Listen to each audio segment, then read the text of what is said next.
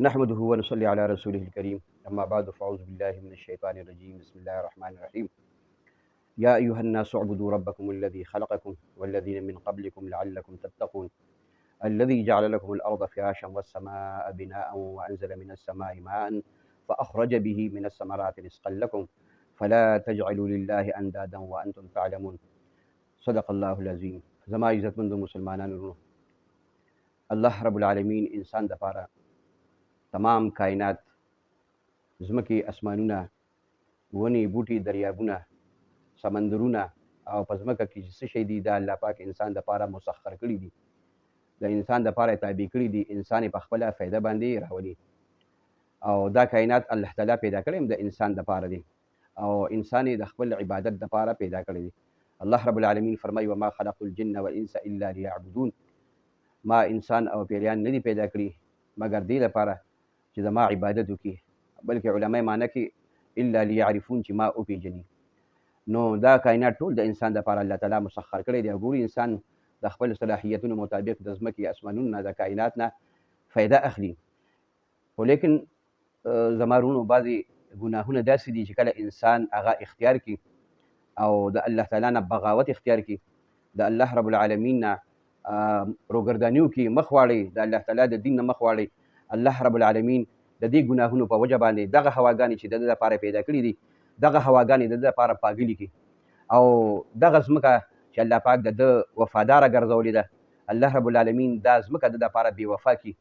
او دغه سمندرونه وسخر لکم الانهار، الله وي نهرونه، دا دریابونه، دا سمندرونه ما ستا دپاره تابع کړي دي، دغه سمندرونه د ده دپاره سرکشه جوړ کړي. نو داسې ګناهونه دي او دا هم یاد ساتئ زما عزتمندو، یو سړی چې ګناه کوي، د ګناه ارتکاب کوي، نو د هغې وروسته څلور وجې وي چې دی دا ګناه کوي. دی انسان چې کله ګناه کوي نو د ده دا خیال وي او چې ما یعنې اړ څوک ویني نه، ځکه زه یعنې ګناه کومه، څوک مې ویني نه بس ګناه کوه. حالانکه الله رب العالمین فرمایي چې ان ربک لبالمرصاد، بېشکه ستا پروردګار دا په ګاد کې دی. مرصاد چې کوم دی مرچې ته ویلې کېږي، ګاد کې دی. او کله تاسو کتلي کله چې ښکاري په ښکار باندې خپله نشانه چې کوم دی لګوي، نو څه لږ وخت دپاره هغه ښکار ته ډېر زیات متوجه شي. تاسو کتلي یو سړی چې کله ښکار ولي نو ورته یوه سترګه پټه کړي او ډېر ورته متوجه شي، د دغه توجه چې کوم یو کیفیت دی دغه کیفیت ته مرصاد ویلی کېږي. نو د دې مطلب دا شو چې کله انسان ګناه کوي دی دا نه وي چې ما څوک نه ویني، الله رب العالمین ده ته په دغه وخت کې ډېر په غور او په توجه سره ګوري. نو دی دا نه وي چې زه یعنې ګناه کوم ما څوک ویني نه. الله پاک فرمایي ان ربک لبالمرصاد، ستا پروردګار په مرصاد کې دی، په ګاد کې دی، په مورچه کې دی، دی نه ویني، تا ته ناست دی پټ او تا ویني. دویمه وجه دا ده زما عزتمندو چې کله ګناه کوي انسان نو دی وایي چې ما سره اړوګني څوک شته دی نه، چې ما سره څوک شته دی نو بس راشه ګناه ښه زړوره کوه. حالانکه الله رب العالمین د دې په جواب کې فرمایي وهو معکم اینما کنتم، الله تعالی د تاسو سره وي چې تاسو کوم ځای کې وي، هر ځای کې چې وي، که په خلوت کې که په جلوت کې، یعنې که ځان لی هم دی الله ویني، الله د تا سره دی، که په مجمع کې هم، که د شپې ماحول دی هم دی الله تا سره دی، که د ورځې ماحول دی هم تا سره دی. درېیمه وجه یو سړی چې ګناه کوي نو دغه ګناه وجه دا وي چې د سره دا احساس وي ځکه چې زما د حرکتونو نه د دې ګناه چې کوم حرکت زه کوم د دې نه چاته پته نه لګي، نو زه ځکه ګناه کومه. حالانکه د دې په جواب کې الله رب العالمین ورته فرمایي یعلم خائنة الاعین وما تخفي الصدور، الله تعالی د سترګو خیانت هم پیژني او هغه خبرې چې سینو او زړونو پټې کړي دي. یو سړی د ګناه په وخت کې د سترګو په ګوټونو کې د ګناه په نیت باندې په بد نیت سره داسې د سترګو په ګوټونو کې ګوري، نو الله تعالی فرمایي چې دا هم زه پیژنم. دا به نه وي چې په دې معمولي حرکت باندې څوک نه پوهېږي، د دې معمولي حرکت چاته څه پته لګي، الله وایي دا د سترګو خیانت دا هم زه پیژنم. او دغه رنګ زړه کې بد اراده بد نیت رالو، نو که څوک وایي چې مړه په دې نیت او په دې بد اراده دا هېڅ چاته خبره کېږي، دغه نیت ته بیا ته دغه ارادې ته بیا ته د عمل شکل ورکړي، نو الله تعالی په دغه بد نیت باندې هم پوهېږي. او څلورمه وجه یو سړی ګناه کوي نو د هغې وروستو وجه دی چې انسان دا وایي چې ګینې ما زه دا برایي کوم، زه دا ګناه کومه او مړه څوک به زما څوکي، څوک به زما څوکي، نو لهذا دی په دې خپله ګناه باندې ډېر زیات جرأتمن شي او د الله تعالی نه باغي شي او بې شرم او بې حیا شي. نو الله رب العالمین د دې په جواب کې فرمایي چې ته ډېر بې شرمه بې حیا شي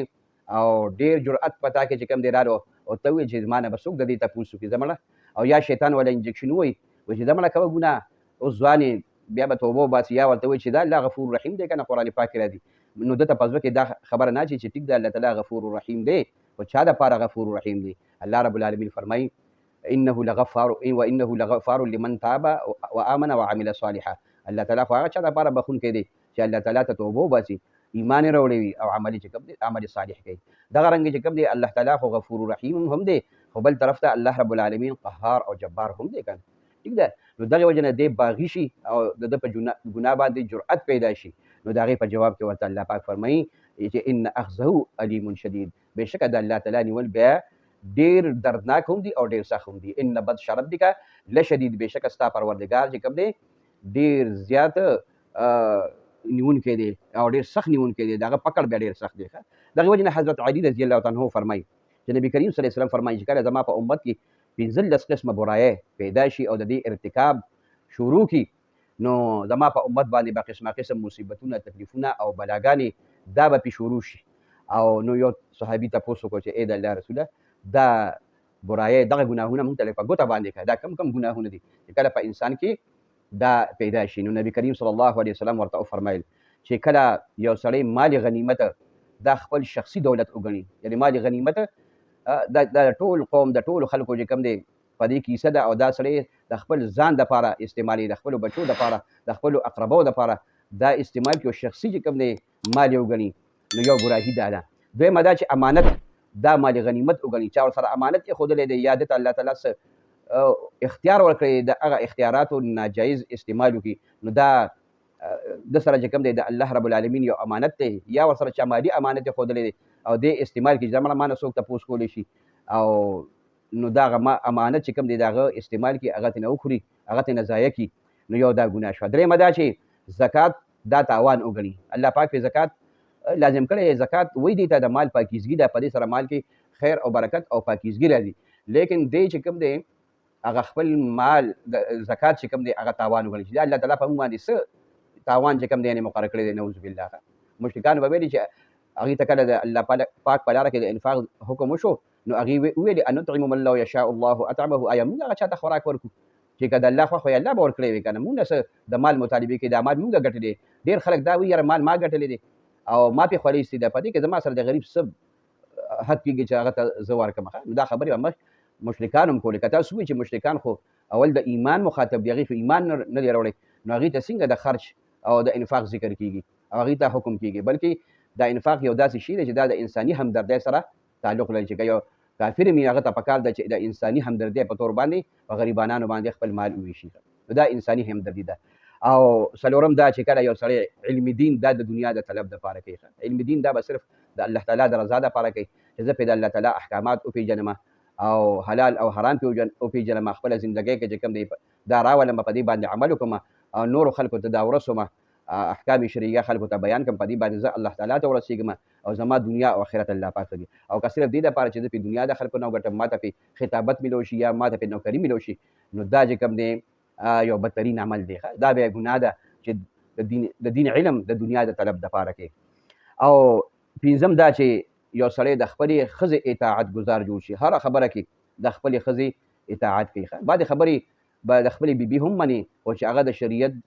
حدودو کې د شریعت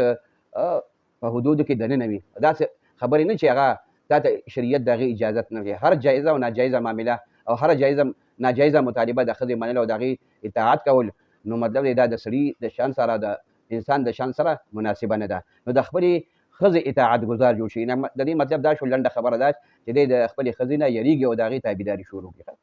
او دغه رنګې شپږم دا چې د خپلې مور نافرمانه جوړ شي د خپلې مور نافرماني کوي د مور او پلار نافرماني کول دا په لویو لویو ګناهونو کې یعنې ذکر شوې ده دا لویه ګناه ده د مور او پلار نافرماني کول او شپږم دا چې یو سړی د خپل دوستانو سره خو نیک سلوک کوي خپلو دوستانو سره حسني سلوک کوي او د خپل پلار سره سختی شروع کړي او بد اخلاقي شروع کړي یعنې د دوستانو سره نیک اخلاقي او خوش اخلاقي شروع کړي او د خپل پلار نافرمانه شي د خپل پلار سره بد اخلاقي او سختی چې کوم دی یعنې شروع کړي او بله ګناه دا ده چې په مساجدو کې شور دا شروع شي په مساجدو کې دنیاوي خبرې او دنیاوي کارونه چې کوم دی شروع شي. جمعتونه دا د عبادت لپاره دي. وان المساجد لله فلا تدعوا مع الله احد. او د جمعتونه د الله تعالی کورونه دي، تاسو الله تعالی سره په دې کې بل څوک مه بلئ. د جمعتونو چې کوم دی مقصد په دې کې تلاوت کول، دغه رنګ عبادت کول، ذکر کول، درس و تدریس کول، او په دې کې دنیاوي خبرې اترې کول، دنیاوي جرګې په دې کې کول، او په دې کې چې کوم دی روټۍ تقسیمول، نو او دغه رنګ شور په دې کې کول، دا نبي علیه السلام د قیامت د علامونه علامه هم ښودلې ده. نو د مساجدو ډېر زیات چې کوم دی ادب پکار دی. نو خلک به د مساجدو بې ادبي شروع کړي او په جوماتونو کې به شور چې کوم دی شروع شي. الله دې معافي وکړي. زمونږ جوماتونه نن موږ ته معلوم دي چې د عبادت نه پکې زیات چې کوم دی دنیاوي خبرې او دغه رنګ شور شغرب زیات دي. او بل نبی کریم صلی الله علیه وسلم بله ګناه چې وښودله په ګوته یې کړه چې د قبیلې بدترین سړی او فاسقترین سړی دا به د قبیلې سردار جوړ شي، او دغه رنګ د ملک او د قوم په حیثیت مجموعي د قوم سربراه دا به د هغې ټولو نه رزیل ترین سړی چې په قوم کې ټولو نه رزیل او بدماش فاسق فاجر سړی دا به د قوم مشر جوړ شي. نو یو ګناه پکې دا هم ده. او بل ګناه دا ده چې یو سړی به د چا عزت چې کوي نو د هغه د یارې نه به د هغه عزت کوي. یو بدماش سړی د هغه عزت به ځکه کوي چې د هغه د شر نه به یریږي. او دغه رنګ یو سړی به چې هغه به عزتدار ګراني سره تعلق لري، عزتدار کور سره به تعلق لري، عالم او فاضل به عزتدار شخصیت به، خو څوک به د هغه قدر نه کوي ځکه چې هغه به خوش اخلاقه وي، هغه نه به څوک یریږي نه. او چې کوم یعنې رذیل ترین سړی وي، بدماش سړی وي، نو خلک به د هغه قدر د هغه د شر نه د بچ کېدلو د وجې نه چې کوم دی یعنې کوي. او بله خبره دا نبي کریم صلی الله علیه وسلم وکړه چې په خلکو کې به د شرابو څښلو کثرت شي. ډېر خلک به چې کوم دی یعنې شراب څښي، د دې کثرت به زیات شي، او هغې دپاره به چې کوم دی ځایونه مختص شي. تاسو ګورئ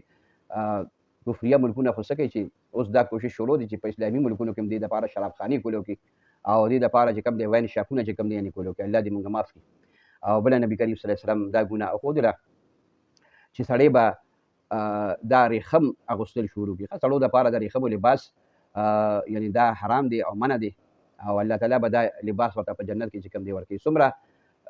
لباس دا حرام دی د ریخمو نه، د فقه کتابونو د هغې تفصیل کړی دی، انشاءالله د هغې تفصیل به چېرته خپل ځای کې وکړو. او بله دا خبره نبي کریم صلی الله علیه وسلم وفرمایله چې د ګانو بجانو او ګډېدونکې ښځې به ډېرې زیاتې شي. تاسو وګورئ الله دې معافي وکړي، هر مسلمانانو کې چې کوم دی که نه، خاص کر پښتنو کې او بیا با حیثیت مسلمان قوم کې دا یعنې مجمع چې کوم دی ډېره زیاته شوه. ګانې بجانې او ګلوکاران او خلک په دې کې عزت ګڼي. زما خور لور دا د سټیج اداکاره جوړه شي او د فلمي اکټره چې کوم دی جوړه شي، دا د دنیا عزت چې کوم دی نه ګڼي. نو دا د ګانو بجانو والا ښځې او د سرودونو محفلونه، د ګانو بجانو محفلونه دا به چې کوم دی یعنې ډېر زیات شي. او بله خبره آخري خبره دا چې آخري ګناه چې د امت دغه وخت خلک به په مخکیني خلکو باندې چې هغه زموږ د اسلاف زموږ بزرګان او نیکان خلک تېر شوي دي، د هغې په واسطه باندې الله پاک موږ ته دین رارسولی دی، اخلاق موږ د هغې نه زده کړي دي او هغې زموږ دپاره ډېر دیني خواری کړي دي.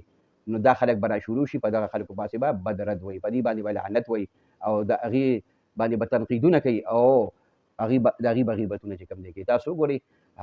بعضې خلک زموږ مسلمانان لونه په اسلافو پسې او خاص کر په صحابو پسې، تابعینو پسې، تابع تابعینو پسې، ائمه مجتهدینو پسې خبرې کوي. د 14مې او 15مې صدۍ کس وي او دی به وایي چې زه په دین باندې ښه پوهېږم، دی په دین باندې نه پوهېده او دته احادیث نو یا دی په حدیثو باندې نه پوهېده، د قرآن او د حدیث په معنا نه پوهېدو، نو په هغې پسې بده دی. ته په 14مه صدۍ کې پیدا شوی، ته په قرآن پاک باندې پوهېږي، په احادیثو باندې پوهېږي او ته د هغې د ځان نه تشریح کوي. او هغه پاکان خلک چې نبي کریم صلی الله علیه وسلم ته په زمانه کې نږدې او نبي علیه السلام د هغه زمانې دپاره د صداقت او د رښتینوالي ګواهي ورکړې ده، نو په هغې پسې بد رد وي. یقینا دا د قیامت د علامونه علامې دي. نبي کریم صلی الله علیه وسلم فرمایي دا 15 تقریبا 15 ګناهونه شو چې کله زما په امت کې دا ګناهونه پیدا شي، نو دوی باندې به د الله تعالی عذابونه شروع شي. خوا هغه د سرې